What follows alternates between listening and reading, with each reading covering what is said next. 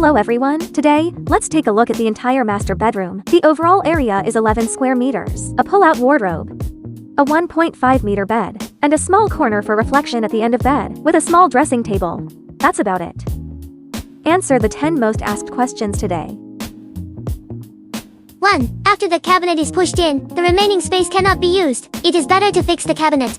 It's true that you can't put other things in the remaining space. Otherwise it will affect the sliding. But what we care more about is, the space after the cabinet is pushed in will become very open. If the cabinet is fixed, the view will be blocked. Usually when I lie in bed, I can see my boyfriend sitting in the dining room, and we can see each other at any time. Sometimes I'm really tired. I want to go back to the room and lie down. I can lie at the end of the bed while relaxing. I can also see my boyfriend washing dishes. Of course, these are all small details in our relationship. The biggest advantage of pushing the wardrobe in is, it's open and not depressing, and the capacity is the same as the fixed one. The capacity is the same, designing it to be slidable. It's good to have one more choice. 2. After pushing the cabinet in, the track exposed outside is not good looking. There's really nothing we can do about it. It's not as beautiful as a white wall.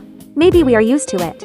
We may get used to it. 3. Is the sound of the cabinet sliding loud? There is a little noise, but not too loud. It's like pushing a door. It's a normal sound. Basically, you can't feel it. 4. Is the cabinet stable when sliding? Yes, extremely stable. 5. Will the wheels scratch the floor?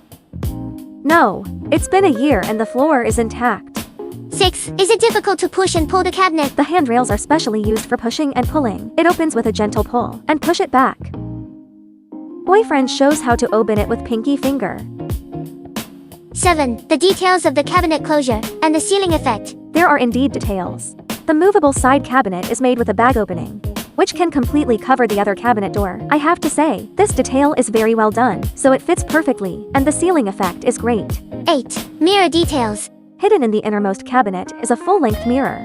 Just pull it out when you need it. It can rotate 60 degrees. Just put it back after use. 9. Top details of the cabinet.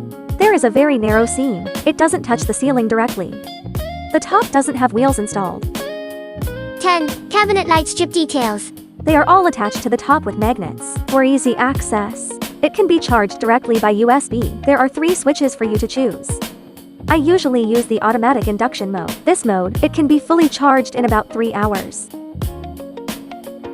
After charging, you can directly stick it on, then switch to the automatic induction mode. When you open the wardrobe, the light will automatically turn on. Okay, the above are all the details about the cabinet. If there's anything unclear, you can leave a message to tell me, and I'll reply one by one.